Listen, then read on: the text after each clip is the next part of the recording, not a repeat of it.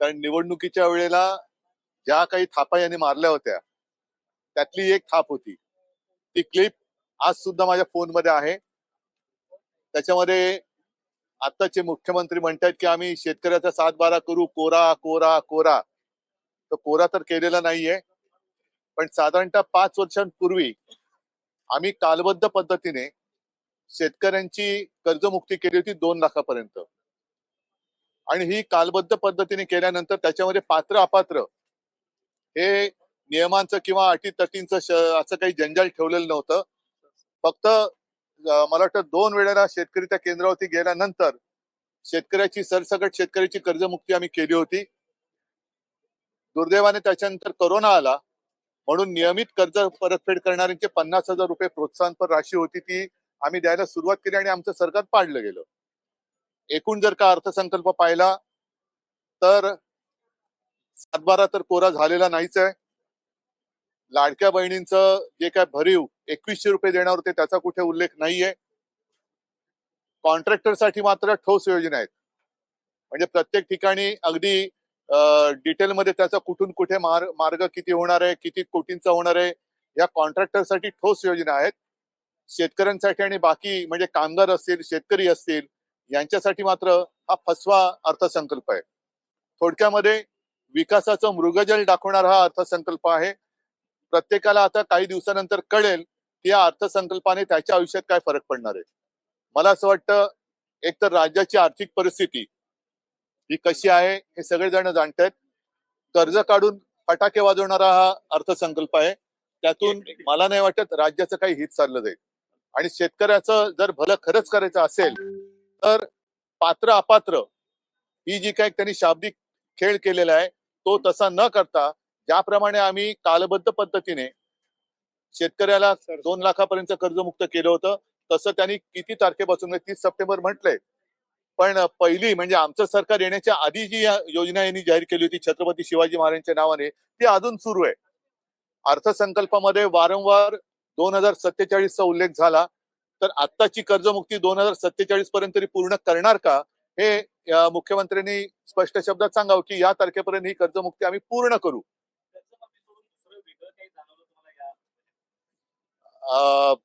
जरा थापांची लेवल वाढले. थापाचे उन्नत महामार्ग झालेले थापांचे.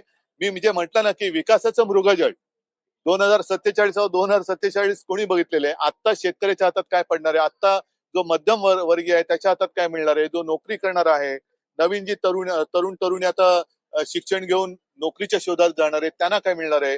नुसतं त्याच्यासाठी योजना जाहीर केलेल्या आहेत, पण त्या योजनाचा पाठपुरावा कधी करणार आणि त्या योजना पूर्ण कशा होणार, त्याच्यासाठी निधी, या ज्या काही योजना जाहीर केल्या आहेत निधी कुठून आणणार, निधी कुठून आणणार. म्हणून मी म्हटलं ना की कर्ज काढून फटाके वाजवल्यासारखा अर्थसंकल्प आहे. लाडकी बहीण योजना सुरू राहणार म्हटलं, मात्र जे 2100चं आश्वासन दिलं होतं हे काही नाही, ठोस त्याच्यामध्ये काहीच नाहीये. मी म्हणूनच म्हटलं ना की कॉन्ट्रॅक्टरसाठी ठोस योजना आहेत. किती हा महामार्ग किती हजार कोटींचा असेल, तो महामार्ग किती हजार कोटीचा असेल, त्याच्यानंतर हे सगळे रिंग रोड, हे रोड, ते रोड. त्याच्यामध्ये तरी एक बरं झालं की एका ठिकाणी ते मानसोपचार केंद्र काढतात, त्याची खरंच गरज आहे. त्या ठिकाणी सगळ्यांसाठी नाही, तिकडे बाकी सगळे हुशार आहेत, पण केंद्र त्यांनी योग्य ठिकाणी सुरू करतायत, त्याच्याबद्दल अभिनंदन.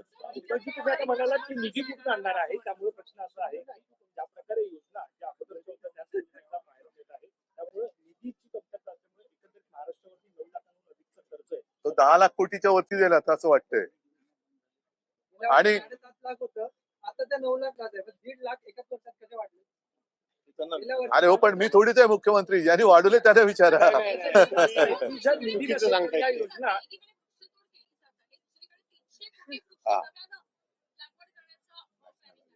हा पण अत्यंत महत्वाचा विषय आहे की एक तर वृक्ष का तोडताय, त्याच्यानंतर 300 कोटी म्हणजे तिनावर किती पूज्य हे, आणि ह्या 300 कोटी वृक्षांना कधी जमीन कुठे आहे ते पहिलं दाखवा. ती जमीन पहिली दाखवा. जसं एखाद्या प्रकल्पासाठी जमीन तुम्ही ऍक्वायर करता, शेतकऱ्याला असेल किंवा इतर सगळ्यांना तिकडनं उद्ध्वस्त करता, एखादं बंदर असेल किंवा काही असताना शेतकऱ्यांना तिकडून हुसकावून लावता, तसं तुम्ही वृक्ष लागवडीसाठी कुठे तुम्ही जमीन आहे ती दाखवा, पहिली नकाशावर दाखवा. आणि तिथे रिझर्वेशन काही आणणार आहात का, एखादा उद्योग आणताना रिझर्वेशन आणलं जातं, तसं वृक्ष लागवडीसाठी 300 कोटी बोललात ना तुम्ही. 300 कोटी वृक्ष लागवडीसाठी त्या जमिनीसाठी रिझर्वेशन आणणार आहात का? तर याच्याबद्दल काहीच नाहीये. आणि पर्यावरण पर्यावरण पर्यावरण याच्यामध्ये पर्यावरणाचं कुठे देखभाल घेतली गेली आहे? तर ज्या ठिकाणी आता 1,000हून अधिक संख्या आहे त्या ग्रामविकासामध्ये पूर्णपणे आता काँक्रीटचे रस्ते करणार असं सुद्धा एक निर्णय आहे. बरं, आता हे कॉन्क्रीटचे रस्ते करताना सिमेंट कॉन्क्रीट कोणाकडनं खरेदी करणार हे उघड आहे.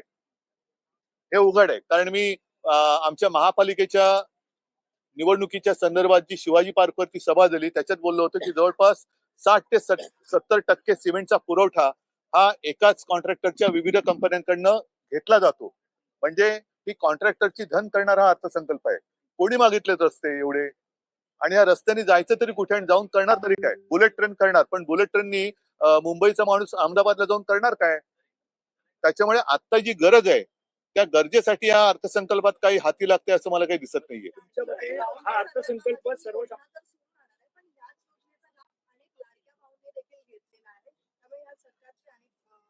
नाही बघा, आता हा थोडा विषय वेगळा आहे. आता आपण अर्थसंकल्पावरती बोलताना मला असं वाटतं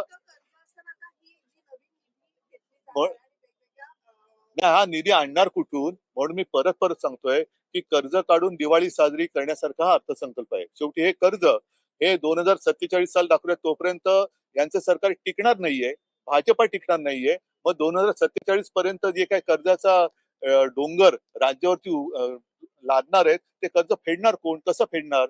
आणि आता कॉन्ट्रॅक्टरची धन करण्यासाठी जसं गेल्या अर्थसंकल्पामध्ये होतं तसंच या अर्थसंकल्पात सुद्धा नुसते रस्ते, महामार्ग महामार्ग महामार्ग.